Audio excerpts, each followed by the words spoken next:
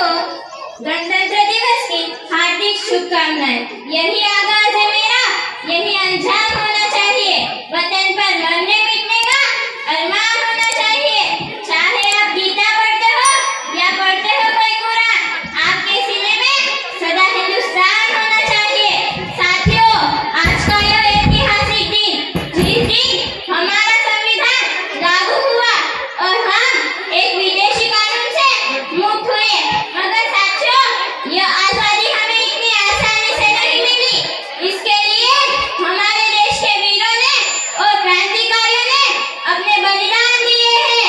हजारों माताओं के लाल घर नहीं पहुंचे, हजारों वीरांगनाओं के सिंदूर उजड़ गए, तब जाके हमें यह गणतंत्रता प्राप्त हुई है। और उन वीरों की ही बदौलत आज हम खुले आसमान में बिना किसी परतंत्र के स्वतंत्र रूप से गणतंत्र दिवस का जश्न मना रहे हैं। छुआ था वीरों ने फांसी का फंदा, यूं ही नहीं मिली आजादी के रात में, यूं ही नहीं मिली आजादी के रात में।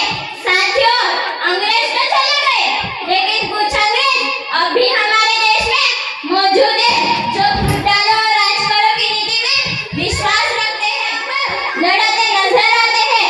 उनके लिए मैं सिर्फ इतना कहूंगी कि खूब बढ़ती है अमन की गंगा, बैठने दो मत फैलाओ देश में दंगा, रहने दो लाल हरे रंग में मत बांटो हमको, मेरे घर की छत पे एक तिरंगा, रहने दो मेरे घर की छत पे एक तिरंगा, रहने दो। हमारे देश में कई समस्याएं हैं। भ्रष्टाचारियों ने अपने काम इस प्रकार फैला रखे हैं कि हाईवे ऑफिस में बड़ी बड़ी सड़ जाती है, लेकिन उन पर कोई काम नहीं होता। और जैसे ही नोटों का बंडल उनके पास पहुंचता है, सारे के सारे काम हो जाते हैं। और भ्रष्टाचारी और बेरोजगारी जैसे पापों का पतन होगा, तब खुशहाल होगा जीवन, तब खुशहाल होगा वतन। शहीदों ने अपना काम कर दिया है, अब हमारी बारी है कि हम अपने देश के विकास में योगदान दें और एक ऐसे भारत का निर्माण करें जो पूरे विश्व के लिए एक मॉडल हो।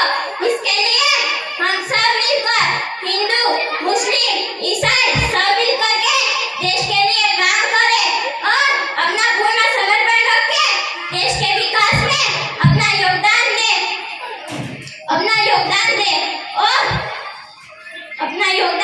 आओ झुककर सलाम करें उनको, जिनके हिस्से में यह